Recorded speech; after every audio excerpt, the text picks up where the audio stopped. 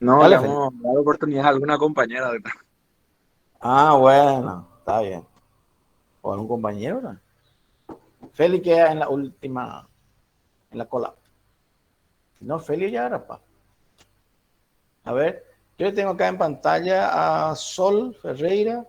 La siguiente chica es Milagro María Paz, Jimena Betarrán, Heidi Gamarra, Lilian Cubas. Bueno, son las, ya nombré varias. ¿Quién de ustedes levanta la mano? Infección con Betarrán. disfunción orgánica. ¿Cómo no se entendió, Jimena? Infección con disfunción orgánica, doctor. Sí, infección más disfunción orgánica. ¿Y cómo se completa la definición? Causada por una respuesta irregular del huésped a la infección. Mm. Potencialmente mortal. Potencialmente mortal, no quiere decir que sea mortal siempre, ¿verdad? Muy bien, aprendiste la definición, Jimena. ¿Así encontraste en el libro también? La verdad que solamente vi tu video, doctor. No tuve todo el tiempo de leer el libro. ¿Quién leyó en el libro?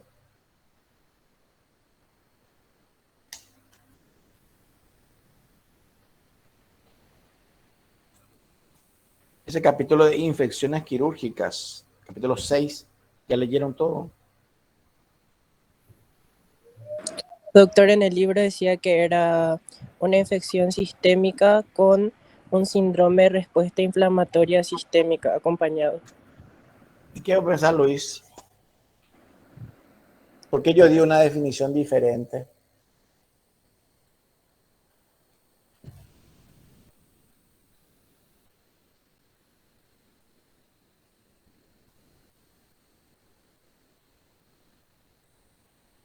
¿Cuál es la solución a este dilema? Que el libro de Schwartz dice que sepsis es una infección más signos de SIRS, síndrome de respuesta inflamatoria sistémica. Sin embargo, Betarrán acaba de dar otra definición. Es una infección, los signos de infección documentada o sospechada, más disfunción orgánica como respuesta disregulada del huésped y que es potencialmente mortal. Esa es la definición que dio Betarrán, que yo di y que ella aprendió de esa manera. ¿Cuál es el problema? O sea, ¿por qué hay una discrepancia en la definición? A ver, Betarrán sabe entonces si vio bien el video o todo lo que vieron. ¿De dónde salió esa definición, Betarrán?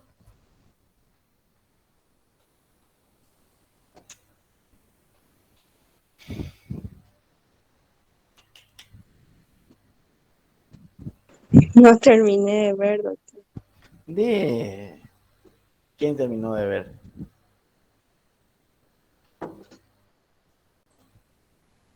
Doctor, para mí que la definición cuando hay falla orgánica ya va a ser septicemia grave, que generalmente hay insuficiencia, o sea, necesita un aparato ventilatorio y hay oliguria también.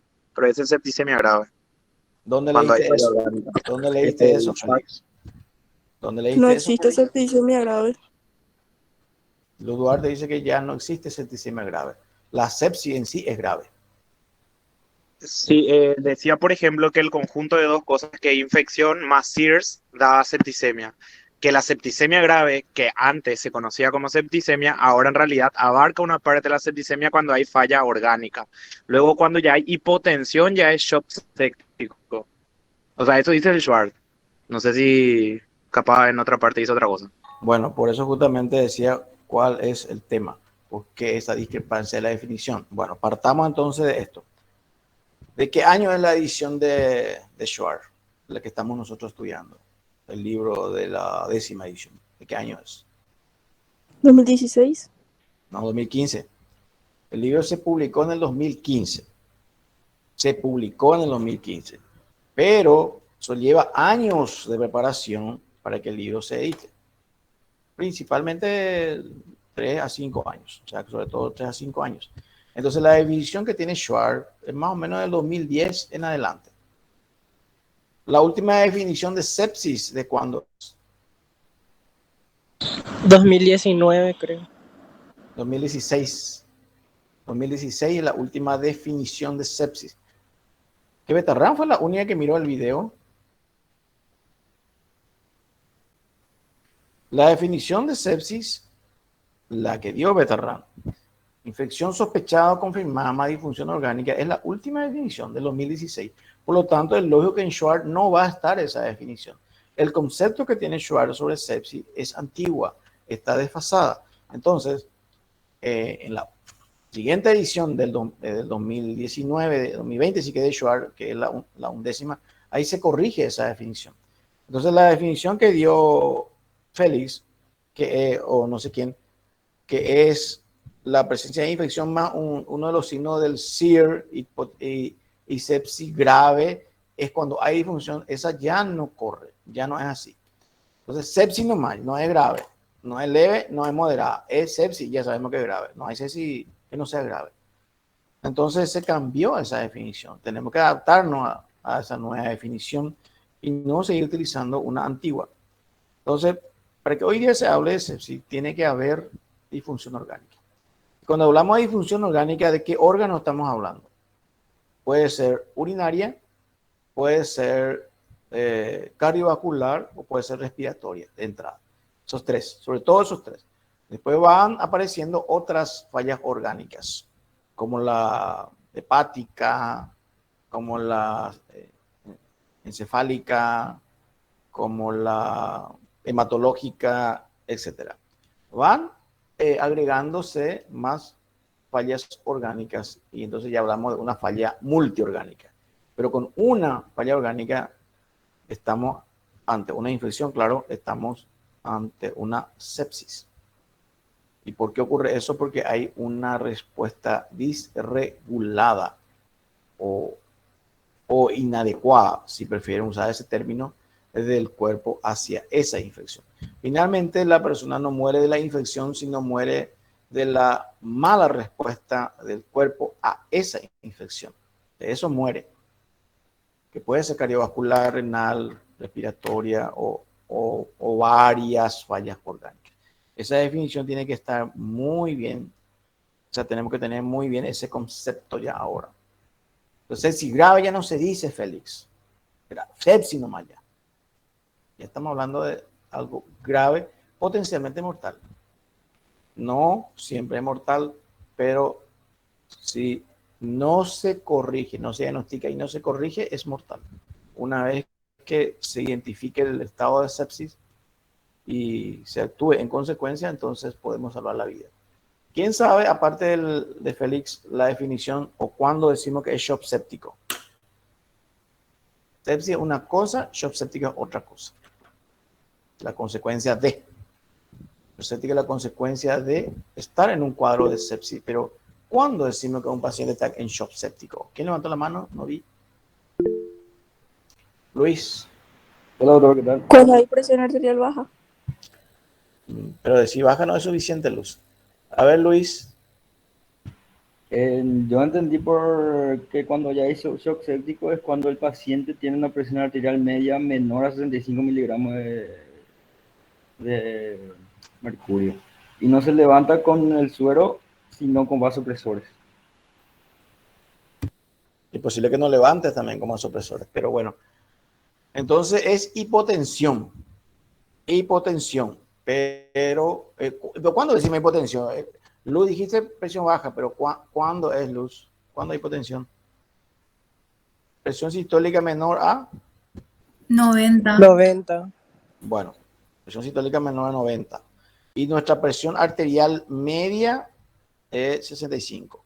Bueno, entonces si tenemos un paciente con hipotensión, y acá definimos la hipotensión, en el que hacemos una adecuada rehidratación, pero no levanta la presión por encima de la presión arterial media, por encima de 65, y nos vemos obligados a utilizar vasopresores para intentar levantar esa presión, estamos ante la presencia de un shock séptico.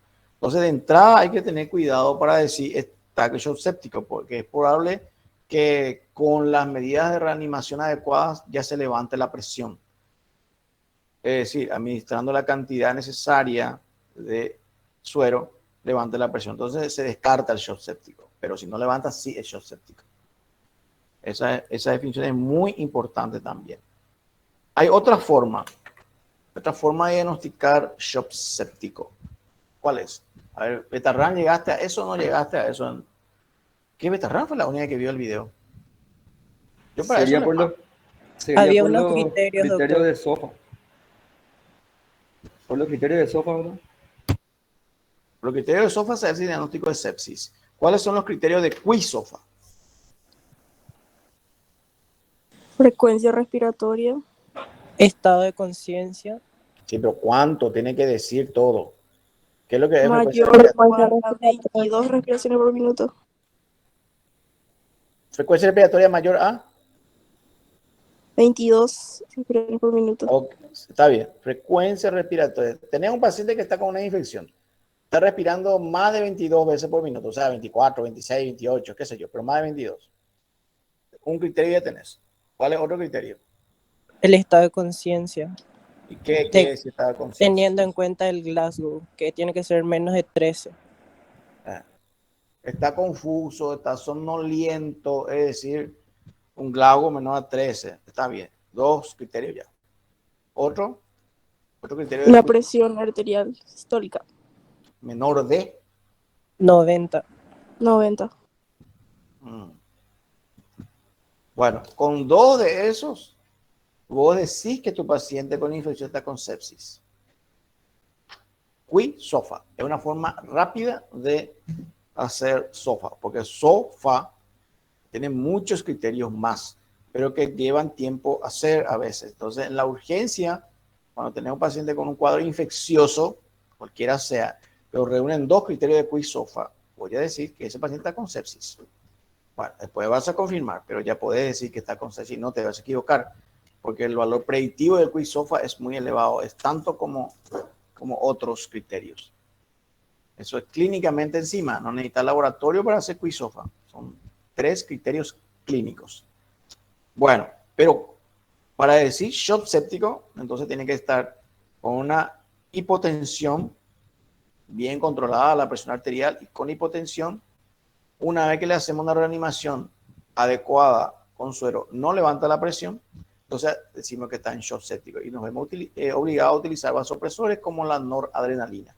Pero hay otro criterio, hay otra forma de hacer el diagnóstico de shock séptico. Y es laboratorial. PCR. No. Llevando en El nivel de cuenta lactato. el ácido láctico. Lactato en sangre. Jimena dice, y no sé quién más, lactato en sangre. Bueno, ¿qué es el lactato? ¿Qué es el lactato? El producto de la glucólisis anaerobia. Sí, exacto. Y entonces, ¿cuándo puede ocurrir eso?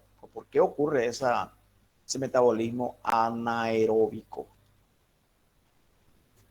Cuando hay hipoxemia o hipoxia. Sí. En este caso, por hipoperfusión. Por hipoperfusión no es perfundido correctamente, los órganos no son perfundidos correctamente, pero sin embargo deben seguir funcionando. Funcionan con metabolismo anaeróbico y se acumula el lactato. Entonces, ante la pregunta hago esta pregunta, ¿cuál es un marcador de hipoperfusión tisular? Y la respuesta es lactato. No es PCR, como dijo alguien, no es PCR. No es la hemoglobina, no es el hematocrito. No es la urea, no es la creatinina. Eso te mide otra cosa. Nosotros estamos hablando, queremos saber si los órganos están mal perfundidos. ¿Y qué ocurre en los estados de shock? No necesariamente shock séptico. Shock hipovolémico, es lo mismo. Los órganos no son perfundidos correctamente y el lactato empieza a subir. Pero en el contexto de una sepsis, estamos con un paciente séptico, ya sabemos que tiene sepsis. Entonces queremos saber si los órganos están siendo bien perfundidos o mal perfundidos. Entonces debemos medir el lactato.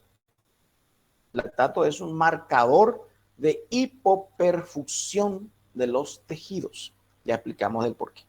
¿Cuál es el valor? Eso yo expliqué todo. ¿Cuál es el valor del lactato? ¿Cuál es el corte para decirnos hay más o no es mucho lo que subió? Pues tenemos que tener un corte donde todos podamos decir más de esto es mucho, menos de esto estamos tranquilos. ¿Cuál es el punto de corte? Tiene que ser mayor a 18 miligramos sobre decilitros. Sí, y en milimoles, Mayor a 2 milimoles litros. sí, 2 es nuestro punto de corte.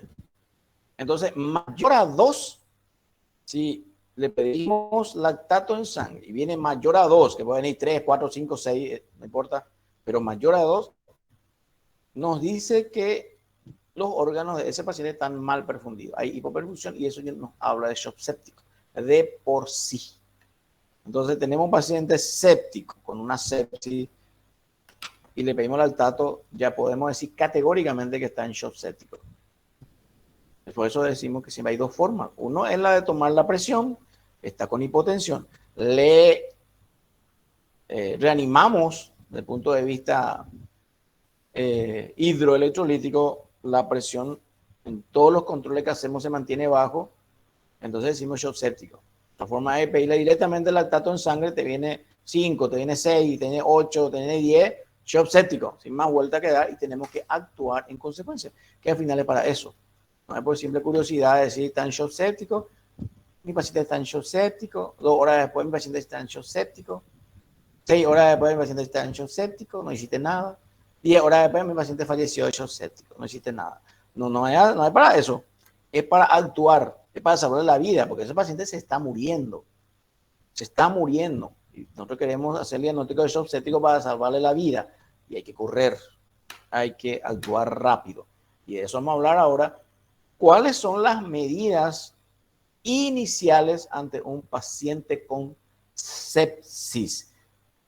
Y acá tenemos que hablar de un paquete de medidas iniciales que ustedes tienen que tener muy bien en cuenta y quiero que vayan anotando. ¿Qué es lo primero? ¿Qué es lo segundo? ¿Qué es lo tercero? ¿Qué es lo cuarto? ¿Qué es lo quinto? Y hay que hacer, porque hay que respetar ese orden. ¿Qué es lo primero que hay que hacer? Tenemos un paciente con sepsis nomás. Está séptico nuestro paciente. ¿Qué es lo primero? A ver. Controlar controlar el lactato, nivel de ácido láctico. Controlar el lactato. Tenemos un paciente quirúrgico. No quirúrgico también puede ser, pero no me corresponde a mí hablar ahora de lo que es una neumonía o lo que sea. Vamos a hablar de un paciente quirúrgico. Al fin y al cabo es lo mismo. Un paciente quirúrgico está con una peritonitis de origen apendicular, pero llega junto a ustedes con una sepsis. Eso es muy posible.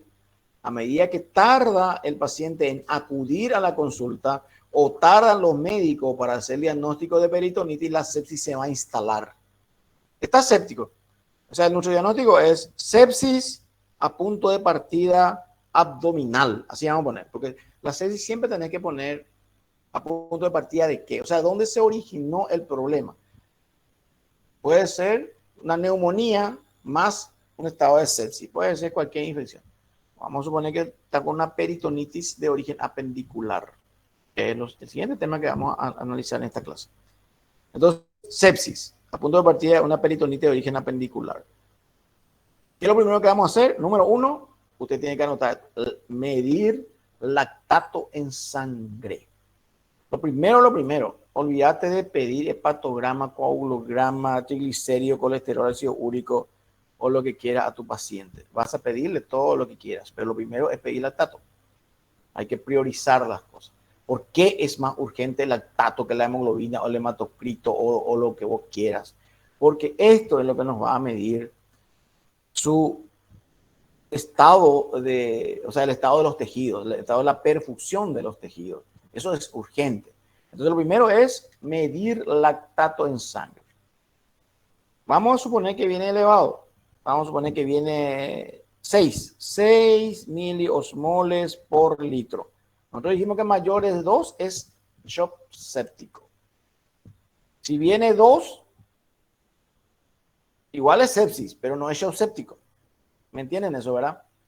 Bueno, mientras más elevado viene, es peor para el paciente. El pronóstico es peor. O sea que el lactato también sirve para pronóstico. Mientras más elevado viene el lactato, es peor para el paciente. Ojalá no venga tan elevado, pero si viene muy elevado, es peor para él. El pronóstico es peor. Bueno, nosotros tenemos que hacer las correcciones correspondientes y debemos volver a medir en 2 horas o en 4 horas o en 6 horas nuestro lactato. No es una vez y punto. Las guardias duran muchas horas, duran 12 horas por lo menos en el hospital. Vamos a estar de guardia atendiendo a este paciente. Entonces pedimos ahora el lactato de entrada. Después vamos a corregir, volvemos a pedir en 4 horas para ver si logramos disminuir el lactato. Porque el lactato también sirve para eso, para trazarnos una meta, para hacer pronóstico, para trazarnos una meta. Nuestra meta inicial en este paciente séptico debe enfocarse a disminuir el lactato. Queremos disminuir el lactato. ¿Cómo vamos a ver si nuestro tratamiento fue efectivo y logramos disminuir? Pues pidiendo de nuevo que al laboratorio, a un bioquímico que nos vuelva a medir el lactato en sangre dentro de 4 horas. O sea, si ahora vino 5, hacemos un tratamiento y ojalá venga ya ahora 2 o menos. Eso quiere decir que hemos logrado perfundir los tejidos. Le estamos salvando la vida a ese paciente. Bueno, entonces lo primero, medir lactato en sangre. Esa es la primera medida. ¿Cuál es la segunda medida? A ver si lo leyeron o lo estudiaron. Segunda medida, segunda acción ante un paciente séptico. Realizar un hemocultivo, doctor. Bien, Luis. Cultivos. Tomar cultivos. ¿Para qué se toman los cultivos? Para saber qué gérmenes exactamente puede estar causando la infección y tratar de saber qué antibiótico exactamente usar. Sí, pero los cultivos tardan. Recuerden que tardan por lo menos 48 horas para que te hagan un informe. Pero te va a servir para continuar los antibióticos o para cambiar los antibióticos según el informe. No siempre los cultivos son positivos en cuadros de sepsis. Al contrario, solo un 10 al 15% son positivos. Es decir, que van a crecer gérmenes. No siempre son positivos. Antes se creía que la sepsis era una infección en la sangre. Así nos enseñaron antes. Pero eso es un concepto muy antiguo. No, no es así. No es una infección de la sangre. Pero de repente nosotros tomamos muestras de sangre, que hay que tomar 2 por lo menos, y en el 10 al 15% sí van a crecer bacterias ahí. Y nos van a identificar qué bacterias son y cuál es su sensibilidad antibiótica también. Entonces eso nos va a servir para tomar una decisión si continuamos con los antibióticos que le iniciamos o vamos a cambiar de acuerdo al informe de antibiograma. De todas maneras, nosotros tenemos que iniciar tratamiento empírico con antibióticos. ¿Por qué digo empírico? ¿Qué quiere decir tratamiento empírico? Porque esa es la tercera medida. Primero los cultivos, luego los antibióticos. No al revés. No se hacen los antibióticos y después se toman los cultivos. No. Primero la toma de muestra para cultivo. O le sacas la sangre y le mandas al laboratorio. Inmediatamente después tenés que administrar antibióticos y no al revés. ¿Me entienden, verdad? Pero la pregunta que hice es ¿por qué le pusimos ese apellido o esa denominación de antibiótico-terapia empírica? ¿Qué quiere decir eso? Porque empírico me gusta Cuando feo, vas pues. a dar el medicamento sin tener la información completa todavía. Y Puede esa ser información, sí, está bien, José. ¿Y cuándo vas a tener la información completa? después del Cuando hemocultivo. Probar, ¿verdad? Probar hasta que uno le funcione al paciente. sí, y vas a probar, porque no tenés germen identificado. Lo vas a tener cuando el bioquímico te informe de qué bacterias han crecido en la muestra que le remitiste. Y para eso vas a tardar 48 horas por lo menos. A veces 72 horas recién te dan el informe. Tu paciente o ya se salvó o ya se murió. Tarda. Lastimosamente los cultivos tardan. Pero es así. Además, en más del 70%, 80% te va a venir que no crece nada. Cultivo, te da en 48 horas de incubación no se ha identificado desarrollo bacteriano. Así te firma el bioquímico. Qué fácil, te envía así. Y vos esperabas que te ayude y vos, no creció nada. Pero es que esa es la regla. Ya dijimos, ¿cuánto por ciento de los cultivos son positivos? Dijimos. 10. Y ya 15% no. El resto te va a venir negativo. Así que no tengas tantas esperanzas también en el cultivo. No siempre te crecen. Pero no tenés toda la información. ¿Qué información es la que tenés? ¿Qué información es la que tenés? En nuestro ejemplo, peritonitis, apendicular, todo se originó en el apéndice. ¿Cuál es la información que sí tenés? Que las bacterias que están en esa zona o en esa, digamos que esas estructuras orgánicas es lo que están creando la infección. Exacto, lo que dijimos en la clase anterior. Uno tiene que conocer la microbiología de la zona. Por eso es muy importante decir sepsis a punto de partida de. Porque si yo estoy tratando una sepsis a punto de partida de una neumonía, entonces tengo que saber cuáles son los gérmenes probables. Y eso es lo que vamos a atacar. En este caso, sabemos que la peritonitis es de origen apendicular, en este ejemplo que estamos hablando. Entonces, nosotros sabemos que gérmenes están involucrados. Y van a ser, según lo que dijimos la vez pasada, ¿cuáles? Anaerobios. Anaerobios, sí. Bacteroides frágiles y su parentela. ¿Y qué más? Bacterias Gram gram negativas. negativas. Y las bacterias gram negativas, E. coli y compañía. E. coli. Entonces, tenemos que utilizar 2 antibióticos por lo menos. Y esa es una regla también. En estado de sepsis, por lo menos tenés que usar 2 antibióticos. Es una regla que se utiliza también. No vaya a arriesgarte demasiado con un solo antibiótico. Porque recuerden que nosotros estamos haciendo en forma empírica, es decir, probables gérmenes. Pero es probable que haya muchos gérmenes involucrados. No puede atacarle y dispararle a una bacteria nomás, pero eran varias bacterias las probablemente involucradas. Entonces, 2 antibióticos. Usamos uno para gram negativo y otro para anaerobio. Por lo menos, ¿verdad? Y yo no creo que ningún pariente de tu paciente se enoje contigo porque vos decidiste usar un triple, o sea, una tercera opción antibiótica, un tercer antibiótico. Nadie se va a enojar por eso. Porque vos estás tratando de salvar la vida, estás haciendo lo posible por salvar la vida. Entonces, nadie te va a decir por qué me usaste 3 antibióticos. No, al contrario, te van a felicitar. Entonces, puedes usar un tercer antibiótico inclusive, no se van a enojar contigo. Yo no me enojé porque usaron 3 antibióticos conmigo. Al contrario, gracias a eso sobreviví. Entonces, ¿qué opción tenemos para E. coli? O la negativa en general. Hablo de E. coli porque es el que siempre está.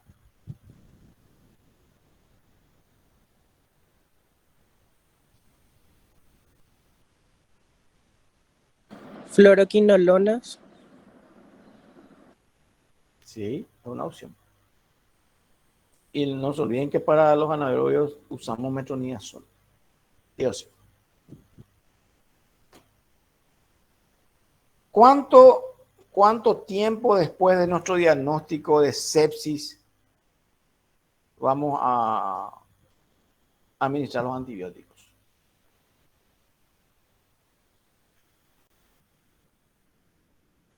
No, esa es la duración y según el resultado. Yo quiero que ustedes se ubiquen en una sala de urgencias. Ahora son 14:30. El paciente llega ahora a la urgencia. Ustedes le hacen la historia clínica, le examinan. Conclusión, peritonitis. Ustedes ya saben los signos. Ya estudiaron todo eso en semiología quirúrgica. Ya son capaces de hacer el diagnóstico de peritonitis de probable origen apendicular. Ahora incorporan un nuevo concepto, QI-SOFA. Van a usar los criterios de QI-SOFA. Dos criterios. Está taquineico, 28 por minuto lo respira. Y está medio nubilado ahora. No está entendiendo más qué es lo que pasa, está confuso, no sabe ni dónde está. Está estuporoso. Dos criterios ya tenés ahí. Y si tenés tres, peor todavía, está hipotenso también. QI-SOFA, está séptico el paciente. Acaba de incorporar un nuevo diagnóstico, sepsis, peritonitis de origen apendicular, que ustedes ya sabían por semiología quirúrgica. Ahora diagnostican sepsis también. Ya está. Inmediatamente dijeron, vamos a hacerle lactato urgente a este paciente. Necesito saber su nivel de lactato. A continuación nomás vamos a tomarle 2 muestras de hemocultivo, todo a continuación. Sacan sangre, va al laboratorio. Ahora lo que yo pregunto es, ¿qué tanto vas a tardar para administrarle los antibióticos? En el instante, doctor. A continuación nomás, Carlos. A continuación. Y hay estudios publicados al respecto que cambia el pronóstico mientras más tardas en administrar los antibióticos. Cambia el pronóstico. Entonces la administración de antibióticos en este paciente debe ser rápido. Lo más rápido posible. No te demores para hacer la primera dosis de los antibióticos. Pero antes tenés que tomar cultivos. No te olvides de eso. Porque si no tomas cultivos, alguien te va a decir, ¿y los cultivos tomaste? Tampoco la excusa es, no, porque demasiado apurado estaba para hacer los antibióticos y no tomé muestra para el cultivo. Tenés que tomar, esas son las reglas. ¿Y lactato mediste? No, porque no, tenés que medir lactato. Esa es la regla. Primera medida lactato, segunda medida cultivo, tercera medida antibiótico-terapia empírica de amplio espectro, cubriendo los probables gérmenes involucrados en la infección. Bueno, cuarta medida. Ahora cuarta medida. ¿Qué viene? Líquido intravenoso. Líquidos intravenosos. Muy bien. Líquido intravenoso. No vaya a joder también o sea, no te demores en administrarle líquidos intravenosos al paciente. ¿De qué suero estamos hablando? ¿Qué suero es la que hay que administrar? Suero, ¿qué anoto acá? ¿Qué suero? ¿Qué suero se administra a un paciente con sepsis? Es que si te equivocas, eso le matas.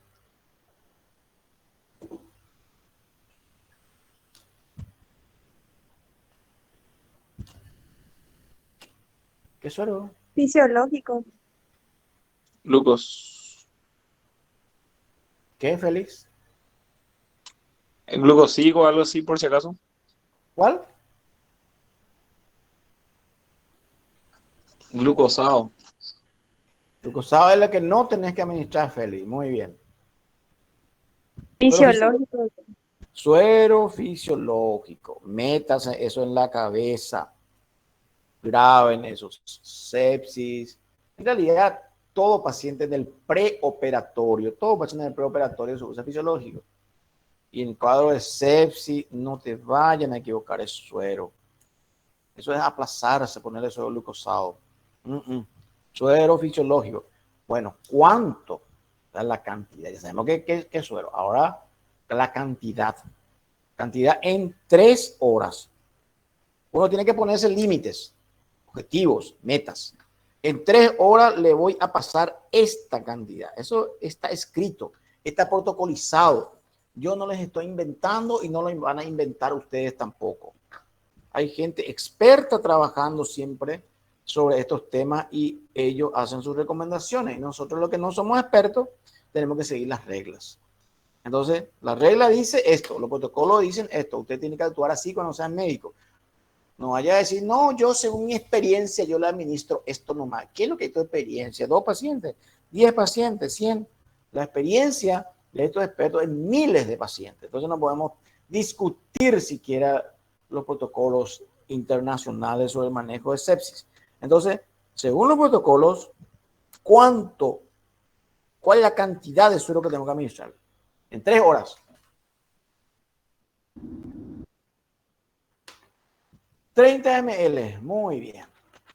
30 ml por kilo. Vamos a suponer que nuestro paciente tiene 100 kilos.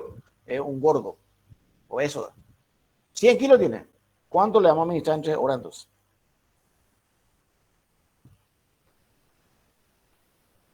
3 litros. 3 litros, 3000 ml te sale. 3 litros, está bien. 3 litros en 3 horas, o sea, 1 litro por hora es lo que le vamos a administrar. 1 litro por hora. 3 litros. ¿Cómo vamos a mandarle eso? ¿Es posible mandar 3 litros a un paciente en 3 horas, o sea, 1 litro por hora?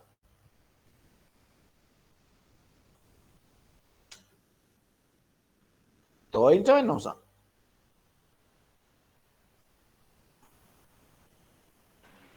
Por goteo, doctor. Goteo, intravenoso. Pero, Por vía central, doctor, puede ser también. ¿cómo? Por vía central puede ser también. Sí, es una buena opción, la vía venosa central. Lo que pasa es que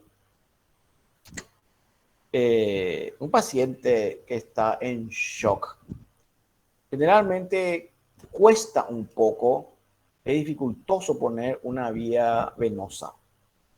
¿No hay alguien de ustedes es enfermera o enfermero? ¿No? Casi siempre hay una enfermera o un enfermero en el grupo. ¿De ustedes no hay? El antepasado tenía 2, el año pasado tenía 2 también. Las enfermeras saben de lo que estoy hablando, no es fácil, porque las venas están colapsadas. Entonces, si se coloca, por ejemplo, un catéter número 20, punzocat número 20, no van a mandar 1 litro por ahí en 1 hora. Se va a ir todo en 4 o 6 horas, y eso es demasiado lento. Nosotros estamos ante un paciente muy grave. Entonces tiene que ser uno grueso. Mínimamente un punzocat 18. Punzocat número 18 o 16 inclusive. Si logran colocar un catéter en su vena que sea 16, número 16, que es bastante grueso, entonces sí, eso ahí la cantidad necesaria. 18 podría ser, pero no siempre también en 1 hora vas a mediar 1 litro. Entonces, si tenés esa dificultad de no poder colocar un catéter grueso, entonces lo que se debe hacer es colocar 2 o 3 vías venosas. 2 o 3 vías venosas. Entonces, la suma de la cantidad de sangre que se vaya por cada vía, es probable que puedas enviar 1 litro por hora. Entonces, ya le colocó una vía venosa la enfermera a tu paciente. No es suficiente. Estás ante un paciente grave. Colocarle otro acá, del otro lado. Y si es posible, colocarle otro también. Si no es posible hacer eso que estoy diciendo, tenés que hacerle una vía venosa central. Así únicamente asegurás mandar esa cantidad de sangre. Entonces, mandar esa cantidad de líquido, 3 litros en 3 horas, equivale a ponerle 2 o 3 vías venosas periféricas o una vía venosa central. Ahí aseguras mandar esa cantidad. Hay que estar encima del paciente. No te conformes con una vía venosa que apenas va goteando tu suero, así que hay huevo, gotea tu suero. No le va a salvar la vida a nadie con una vía venosa de esa manera. ¿Está bien? Están anotando esas cosas porque después le voy a preguntar todito otra vez. No quiero que se olviden. Estas cosas que yo les estoy diciendo no es luego para un examen. Esto es para la vida. Para su desenvolvimiento como profesionales les estoy diciendo. ¿Qué pasa a las 3 horas? 3 horas le enviamos 3 litros de suero. No levanta su presión. Sigue hipotenso. ¿Qué tenemos que hacer entonces? Administrar vasopresores. Exacto, porque es posible que no hagamos esta quinta medida. Si nuestro paciente levanta, se reanima, levanta la presión, ya orina bien, tiene una diuresis aceptable, quiere decir que ha sido suficiente la cantidad de suero que le hemos enviado, ¿verdad? Pero si no, pasamos a la quinta medida. La quinta medida depende, es opcional dependiendo de la respuesta del paciente a la medida 4. Y la quinta medida es administrar vasopresores. ¿Qué vasopresores? La noradrenalina. La noradrenalina es la que vamos a administrarle en goteo también, que vamos a dosificar y le vamos a mandar en goteo paralelo a la hidratación que estamos realizando. Nuestra meta es levantar la presión arterial y lo más importante es medir la presión arterial media. La presión arterial media debe ser mayor a 65. Desde 65 es aceptable. Con 65 ya le estamos perfundiendo bien a los tejidos. 65 para arriba. La presión de filtración glomerular es 65 aproximadamente. Entonces, si sube a 65 o más nuestra presión arterial media, el riñón empieza a funcionar y va a empezar a producir orina. Va a orinar ya nuestro paciente, ¿verdad? Es decir que estamos teniendo éxito. Lo siguiente es controlar de vuelta el lactato. Ya han pasado 3 horas, le hemos hidratado como debe ser a razón de lo que dijimos, 30 ml kilo peso, y está orinando, la presión está mejor, él va a estar más despierto, reanimado, su cerebro empieza a perfundirse mejor y él se va a despertar más. Estamos hablando de la vida. Pero lo siguiente es controlar de vuelta el lactato. Nuestro objetivo es disminuir el nivel de lactato. Alguien te va a decir, doctor, hace 3 horas nomás le pedimos lactato, hace 4 horas nomás. Y ese es el objetivo, pues. Estaba elevado, nuestro objetivo, pues, es bajar el lactato. Entonces tenemos que pedirle de vuelta, no estar suponiendo que ya descendió el lactato. En medicina no hay que suponer nada, hay que tener documentado. Entonces alguien que va a venir a evaluar el trabajo, usted va a decir, qué bueno, esta doctora, este doctor le salvó la vida, hizo lo correcto, hizo lo que dicen los protocolos y le salvó la vida. Qué bueno es escuchar eso. Y qué triste es escuchar de esta doctora que le recibió, no hizo los diagnósticos de sepsis, por lo tanto no actuó en consecuencia. Le administró, no midió los lactato, no hizo cultivos, hizo un antibiótico, le administró amoxicilina y le pasó un suero, le pasó medio litro en 3 horas. Sí, qué chiste escuchar eso. ¿Y cuál es el resultado? Ese paciente probablemente se va a morir. Vale. Comentarios, preguntas. ¿Entienden lo que es el manejo de un paciente con sepsis? Estos criterios tienen que quedar bien claros.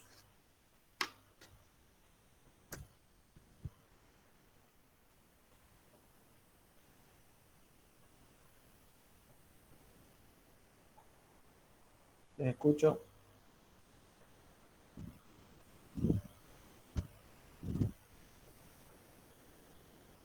Doctor, una pregunta. Con respecto a la presión arterial media, ¿será que podés volver a repetir? 65. Mayor a 65 es nuestro criterio, nuestra meta.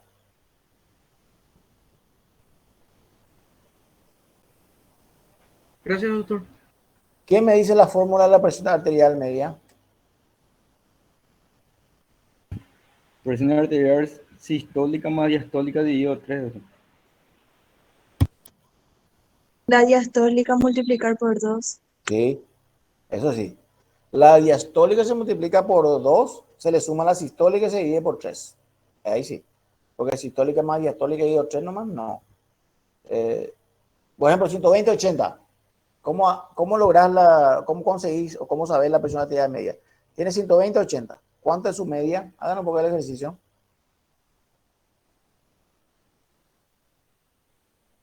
Y lo estoy haciendo.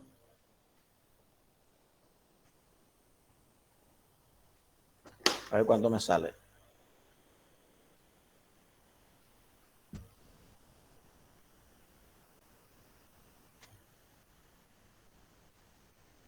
Ya tengo. ¿Ustedes ya tienen? ¿Cuánto es la presión arterial media de 120-80? 93,3. ¿A todos les salió así? Sí, Sí, doctor. Sí. Bueno, perfecto. 90-60. ¿Cuánto es la presión arterial media de 90-60?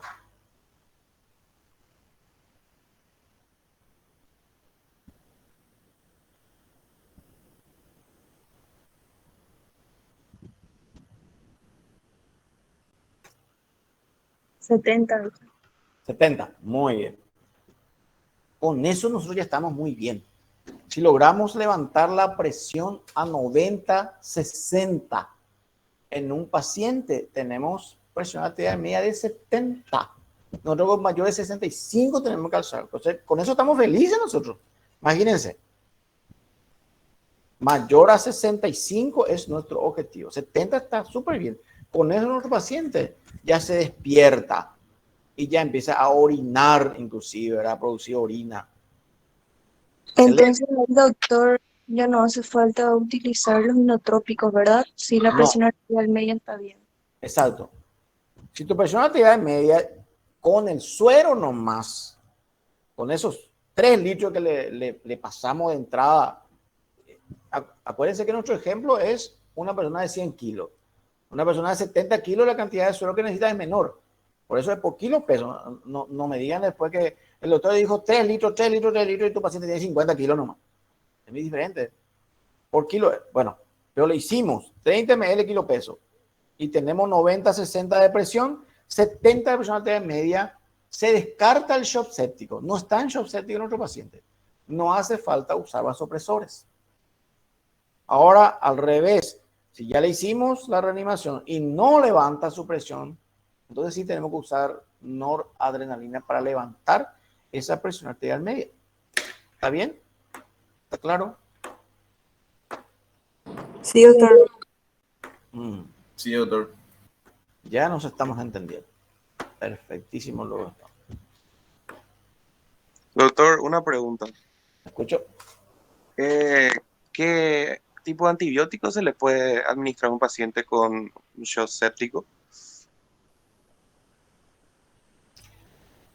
Y todo pues depende del foco o de la puerta de entrada. Tenés que identificar probable puerta de entrada en la sepsis, ¿verdad? Y en base a eso elegir el antibiótico. Ya dijimos eso. La primera dosis. Vale, doctor, gracias. Doctor, y con respecto a la resistencia, ¿qué tiempo le daría yo? Yo lo administro, por ejemplo, empíricamente 2 antibióticos. ¿Y después de qué tiempo tengo que volver a controlar para saber si está funcionando o no? Y mínimo 48 horas. Mínimo 48 horas para que vos puedas evaluar si hay mejoría o no en el paciente. No se puede saber muy rápido. Si no hay mejoría en 48 horas después de haber iniciado la antibiótico-terapia, se puede rotar los antibióticos. Se puede suponer que nos estamos equivocando de bacterias o que sí son las bacterias que pensamos, pero que son resistentes. En ese tiempo, también ya podés solicitar un informe preliminar al laboratorio para que te diga qué bacterias son, qué están creciendo y apurarle un poquito a los bioquímicos también. Ahí vas a tomar la decisión de por qué antibiótico vas a cambiar. Otra cosa importante es también, si hay mejoría clínica, tu paciente está súper bien ya ahora y a las 48 horas o más, ¿verdad? O después de 48 horas te informan de una probable resistencia de tus antibióticos a esa bacteria, pero tu paciente ha evolucionado clínicamente. Muy bien está. ¿Qué decisión tomarías? ¿Cambiar los antibióticos o continuar los antibióticos? ¿Qué dicen? Es una pregunta ya fina que les estoy haciendo. Continuar con el mismo antibiótico. ¿Qué dice continuar? ¿No? ¿Otro comentario?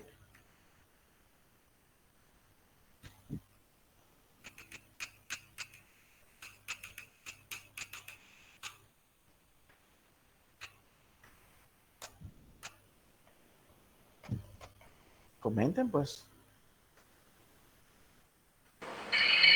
¿Podés cambiar, doctor, de Yo acuerdo a tu cambiaría, cultivo? doctor. ¿Por qué cambiar algo que está funcionando? Y no podés tener un antibiótico mejor a esa bacteria que ya tenía como cultivo. ¿Por qué cambiaría si está funcionando? Porque está súper bien. Ahí pues tenés la mejoría clínica, la mejoría de tu paciente clínicamente, él está súper bien. Todos los parámetros clínicos también. Y tenés ahí para sopesar, tenés la balanza Acá tenés el informe laboratorial que te dice el antibiótico que estás utilizando no va a funcionar porque esa bacteria adquirió resistencia, es resistente a esos antibióticos. ¿Ves ahí? Toc, toc, toc, toc, toc. Entonces de ahí viene la frase, la clínica es soberana, la clínica manda. Entonces no hay que cambiar algo que está funcionando bien. Y vos le hiciste ciprofloxacina metronidazol. Tu paciente está muy bien clínicamente en 3 días. 3 días ya hace. Sobrevivió, está súper bien. Y ahora te llega el informe de laboratorio que te dice que hay resistencia a la ciprofloxacina. No se cambia. La regla es no cambiar. Si tu paciente no está evolucionando bien es otra cosa. No te convence su evolución. Entonces, vos decís, con justa razón, es resistente al antibiótico. Vamos a cambiarle. ¿A qué es sensible? Vos mirá nomás ya la lista que te envía el bioquímico y le cambia el antibiótico por el que vos considerás que es mejor entre todo eso que te cita ahí. Ahí te va a citar probablemente meropene, nimipene, vancomicina, piperacilina, amicacina, etc. Entonces vos escoges lo que vos considerás mejor entre los antibióticos a los cuales es sensible. Pero todo depende de cómo está tu paciente. La evolución clínica es lo que vale. Por eso tenés que examinarle todos los días al paciente. Tenés que ver cómo está evolucionando. Y en base a eso tomar la decisión. La clínica es soberana. No puede un informe de un bioquímico venir a cambiarte toda la historia. Vos sos el que le conoces al paciente. Y eso es lo que vale. Entonces esa frase la van a escuchar muchas veces. Probablemente ya la han escuchado. La clínica es soberana. La clínica manda.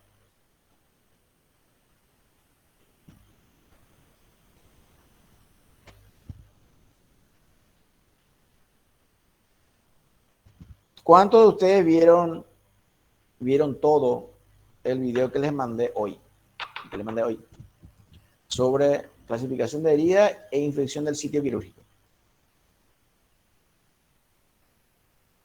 La última vez que vamos a hablar de partes blandas. Después ya vamos a hablar de apendicitis, peritonitis y compañía. ¿Que no vieron? Sí, vimos, doctor. Sí, Bueno. sí, doctor. Bueno, ¿cuál era el caso? El caso clínico. Paciente con apendicitis. Operado de apendicitis, no con apendicitis. Sí. ¿Y cuál es el problema que tenía? Que 5 días después presentó fiebre. Sí. Y dolor a nivel de la herida.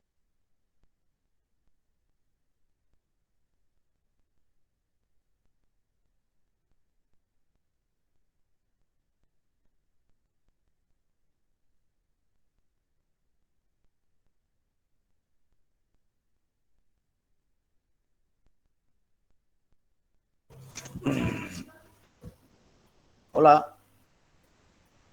¿Me escuchan? Sí, Sí, doctor. doctor, ahora sí escuchamos. Bueno, dolor, o sea, signos de infección de la herida. ¿A los cuántos días se produce la fiebre por infección del sitio quirúrgico? 5 días después. 5 días después. Estábamos en el 5.º día, ¿verdad? La pregunta, o sea, había varias opciones. ¿Cuáles eran las opciones y por qué algunas opciones no estaban bien?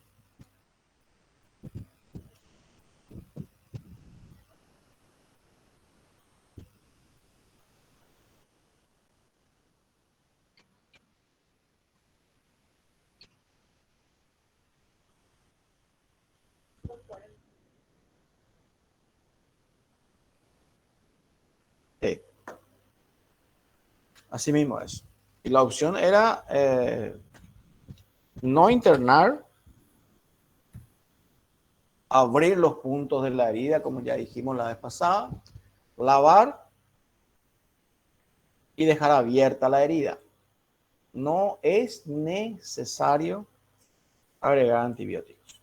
Eso clarito lo dice el libro, no lo invento yo. O sea, una pregunta que yo había preparado para la CONAREM, que no salió, pero entre todas las preguntas, esa era. La primera pregunta era sobre el lactato, que sí salió. En la primera pregunta de cirugía, si ustedes pueden acceder, va a decir, ¿cuál es el marcador? Bueno, lactato. Esta es una pregunta preparada también que no salió. Pero es una pregunta basada en el libro, como un caso clínico, pero basada en el libro, en la información. Entonces dice ahí, no antibióticos, sin añadir antibióticos. ¿Y cuándo se debe añadir antibiótico entonces? Es lo que decía ahí el libro. Porque ahí lo decía, añadir antibióticos en caso de...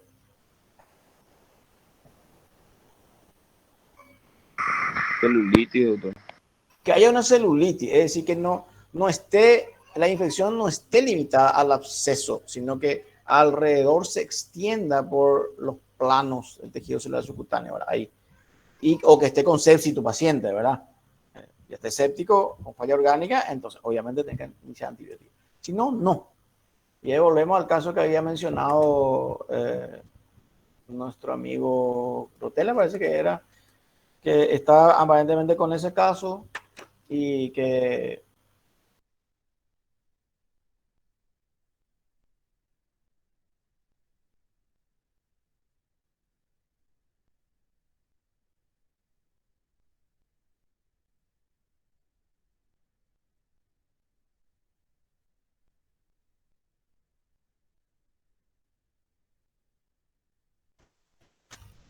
perdón, ¿me escuchan?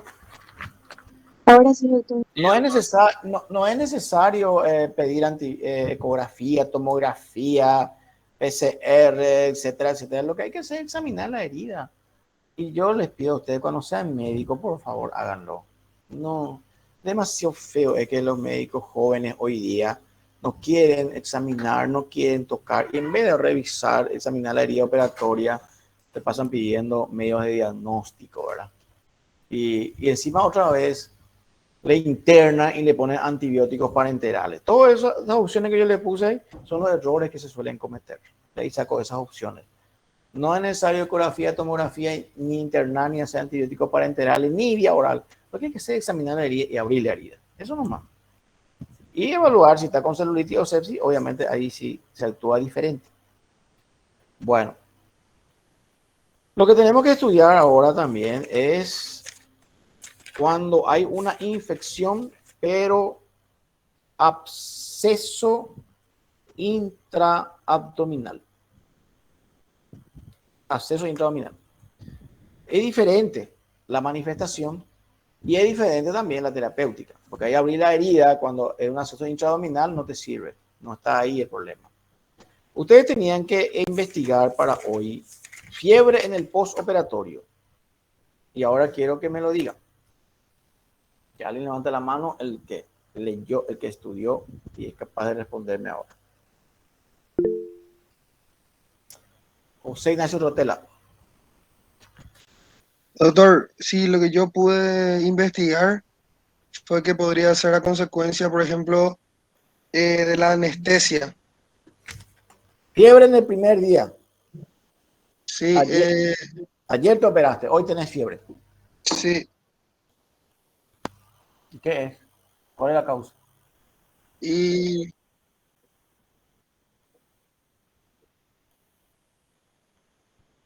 Muy bien, Sol. Atelectasia. Atelectasia. Sobre todo si se realizó anestesia general. La atelectasia puede producir fiebre en el postoperatorio inmediato, hasta el primer día. Ayer se operó, vamos a poner anoche, día de la tarde, y hoy tu secteña canundú.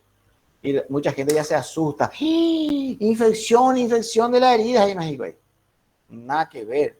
La causa es atelectasia. Lo que se hace es ejercicio respiratorio nada más. Levantarle, hacerle inspirar profundo. Con eso nomás. La atelectasia, ¿qué es? Es un colapso de los alveolos nada más, o de un segmento pulmonar. Entonces, hay que ventilar nada más y pasa. No hace falta más escándalo, pedirle ya tomografía, hacerle otro tipo, cambiar tus antibióticos, etcétera, etcétera. Nada. El que sabe esto está tranquilo, sonriente, atelectasia, punto. Dele un antipirético, va a pasar y no genera mayores problemas. Segundo día, fiebre en el segundo día, tercer día, así vamos. A ver.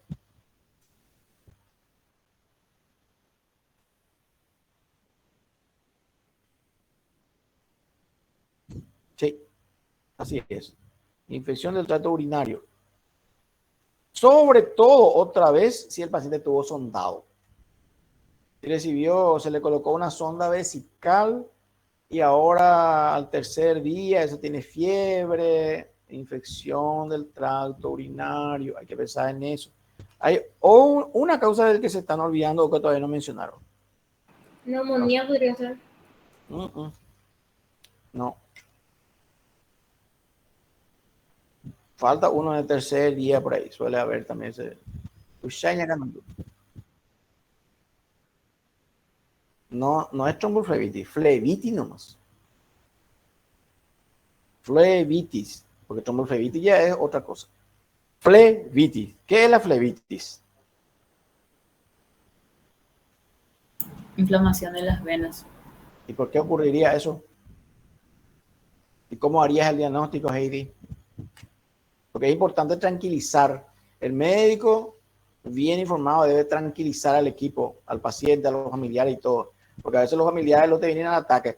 Tú si te diñas canundú, ahí la mamá de Rotel habrá dicho, tú si te diñas canundú, y vos tenés que tranquilizarle. No, esto es una flebitis. No hay por qué alarmarse por eso. Tercer día por ahí, fiebre. 40 grados, eso hace de que tiene flebitis. O 39. ¿Dónde vas a buscar flebitis? Mira lo que estoy haciendo. ¿Puede ser secundaria a catéter, doctor? Ahí donde se le colocó el catéter venoso. Ahí hay que buscar flebitis. ¿Cuáles son signos de flebitis? No se sabe bien por qué hay fiebre en la flebitis, porque en realidad lo que hay es una inflamación, como ustedes lo están diciendo, no una infección. Es una inflamación de la pared venosa, pero eso produce fiebre. No se trata con antibióticos la flebitis. ¿Cuáles van a ser los signos de flebitis? Que ahí en el lugar de la punción, en el lugar, ¿qué iba a decir, Sol?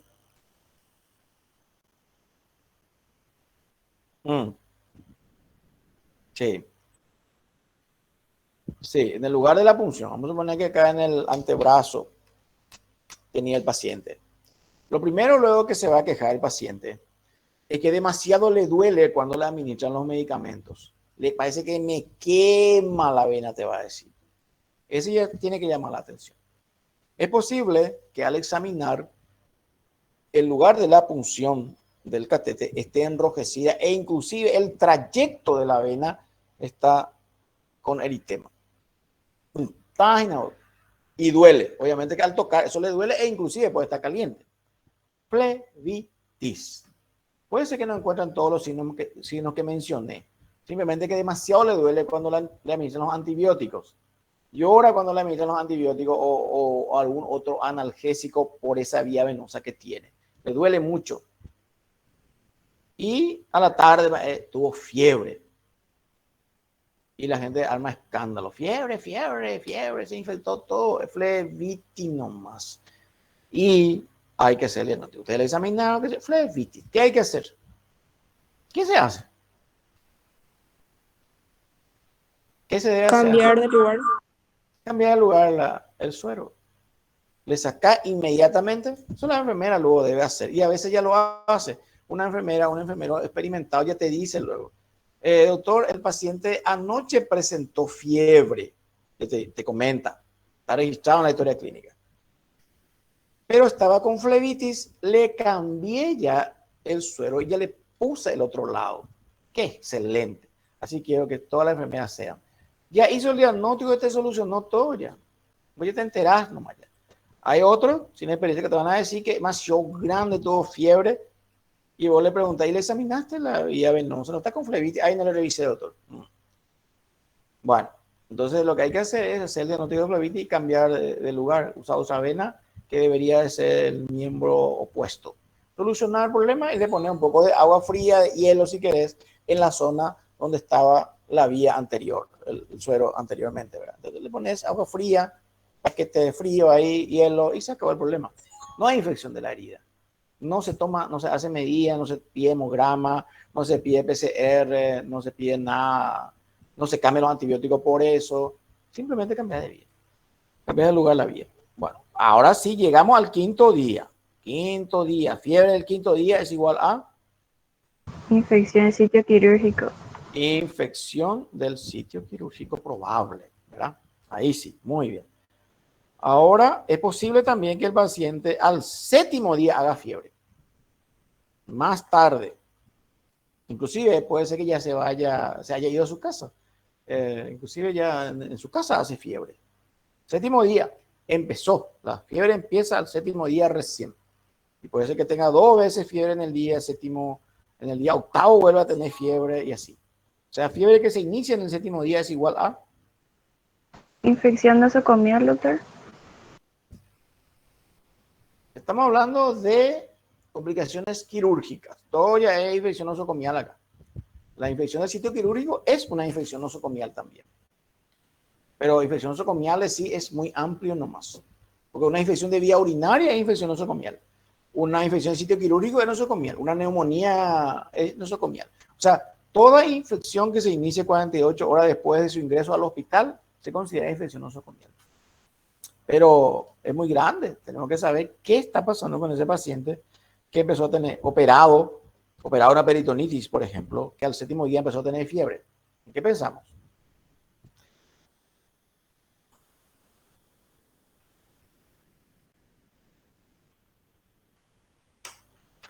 ¿Cómo debió los medicamentos? ¿Qué querés decir con eso? Una neumonía no puede ser, doctor. Es posible que ocurra neumonía, pero nosotros tenemos que pensar en complicaciones quirúrgicas. La neumonía la va a curar con antibióticos, pero una complicación quirúrgica probablemente no. Y sería un error pensar que fiebre operada de peritonitis, fiebre del 7º día, está con neumonía, le va a hacer antibiótico, va a seguir la fiebre. Entonces te estás equivocando, pues. Y eso suele pasar cuando el paciente, en vez de ir al cirujano, se va con un clínico. Y el clínico, aunque haya tosido una sola vez a la madrugada, le va a decir que tiene una neumonía y le va a poner antibiótico. Va a seguir su fiebre. Porque está equivocado en el diagnóstico. Y no leyeron fiebre en el postoperatorio, tienen que leerlo, dije. En cualquier parte, fiebre en el postoperatorio va a aparecer. Fiebre en el 7º día es igual a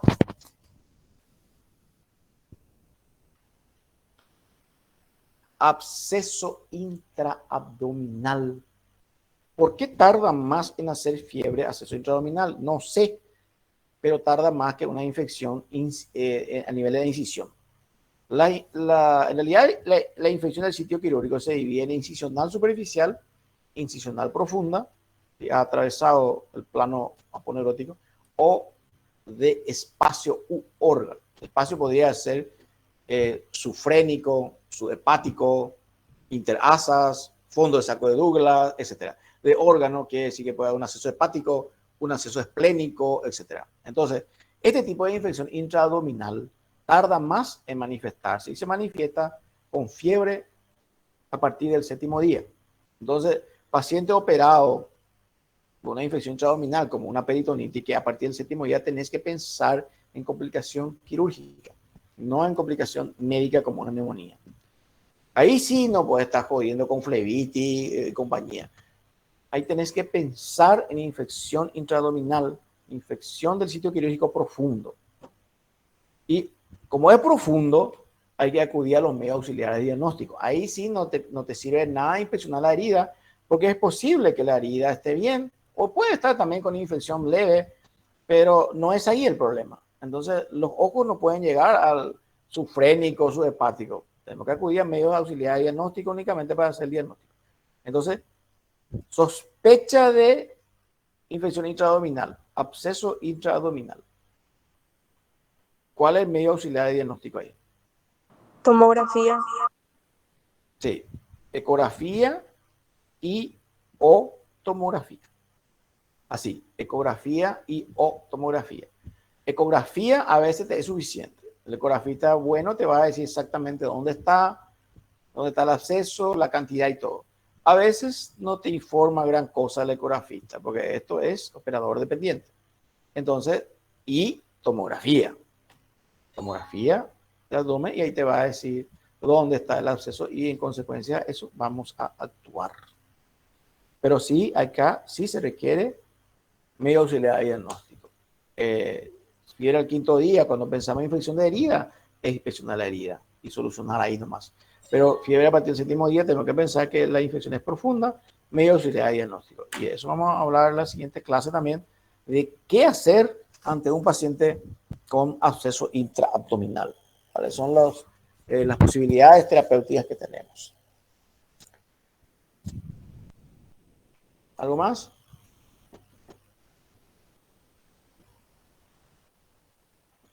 La hipersensibilidad frente a antibióticos también puede dar fiebre, ¿verdad?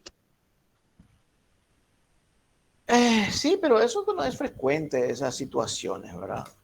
Hay situaciones en que los mismos antibióticos incluso te puede dar fiebre, pero no hay que pensar en esas cosas. Lo que hay que pensar en lo que es más frecuente. Y acá lo más frecuente es que la cirugía, las intervenciones quirúrgicas pueden tener complicaciones quirúrgicas. Es posible que de repente un paciente haga neumonía, pero no es la regla, pues. Que te haga fiebre por antibiótico, es posible que ocurra en algunos pacientes, pero no es la regla. Nosotros tenemos que seguirnos por las reglas y luego por las excepciones. Entonces sería un error terrible estar pensando que la fiebre por antibiótico y no hacer el diagnóstico de un absceso intraabdominal que se nos pase por alto, ¿verdad? Tiene que pensar en la regla. Y cuando la regla no se cumple, entonces pensar en las excepciones y no al revés.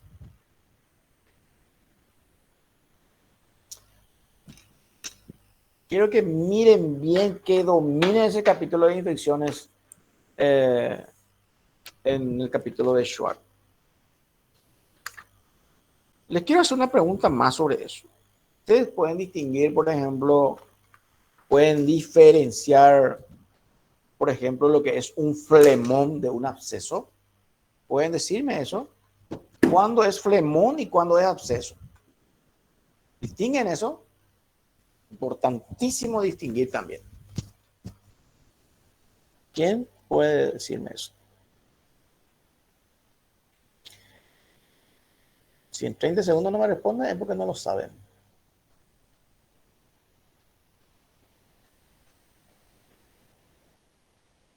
El primer paso es distinguir, el segundo paso es saber actuar en consecuencia.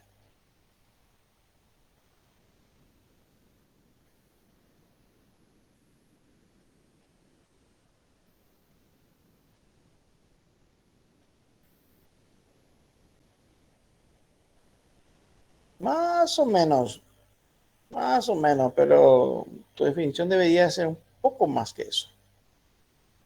O sea, la idea que tiraste es que el absceso está localizado y que el flemón no está localizado. Más o menos. Pero hay ciertas localizaciones para el flemón. Y ciertas localizaciones que no puede formarse flemón. Entonces sería un error también decir, en el lugar anatómico donde no puede haber flemón, decir que es flemón. Y en el En lugar... la encía, por ejemplo, puede haber otro. ¿Cómo? En la encía se puede formar. En la encía. Sí. ¿Qué cosa? ¿El absceso o el flemón? No, el flemón se puede formar en la encía. Sí, pero puede haber absceso también en la encía. Los abscesos perientarios, periapicales, No puede hay haber. una cápsula propia. Hay necrosis, ¿verdad?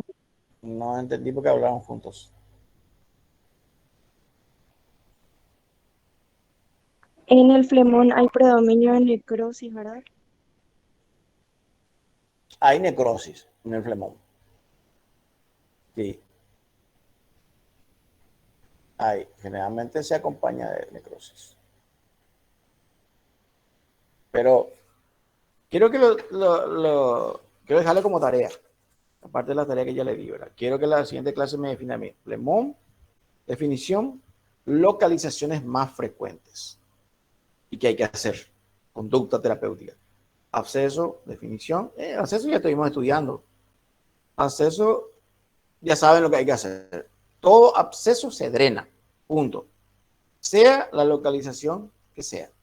Todo absceso diagnosticado debe ser drenado. Eso no va a curar con antibióticos. Ahora, el flemón, ¿qué hay que hacer cuando decimos flemón?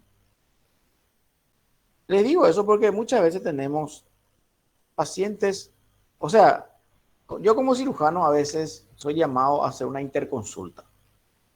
Y me dicen, queremos que hagas tal cosa, queremos que le lleve al quirófano a este paciente que está con diagnóstico de flemón en tal parte. Entonces yo le miro bien, es un chiste, es una broma. No entiendo qué me quiere decir. Porque me hace el diagnóstico de una cosa, pero me pide que le lleve al quirófano, ¿verdad? No tiene sentido. Bueno, por eso. Y hay demasiados médicos que no distinguen no hacen esta distinción. Parece que creen que flemón y absceso es lo mismo. No quiero que sea el caso de ustedes. Entonces, tenemos que definirlo bien luego. Porque después podemos encontrarnos por los pasillos dentro de 3, 4 años y no quiero que me digan lo mismo. Que no sepa distinguir entre flemón y absceso. Es muy triste. Bueno, yo quiero ir terminando y después le voy a pasar algunos materiales más sobre estos temas que estuvimos hablando para que lo miren mejor. Espero que lo hayan anotado también. Y también espero que lean el capítulo de infecciones de Schwartz, que termine ese capítulo, porque vamos a entrar en abdomen agudo quirúrgico.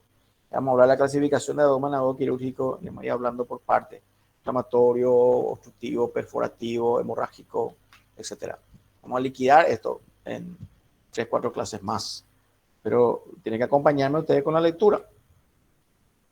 No avanzamos. Y vamos a estar en contacto también por el tema de nuestra jornada, cualquier novedad. ¿Está bien? Sí, doctor. Vale, doctor. Gracias, doctor. Bueno, fuerza. Lean, por favor.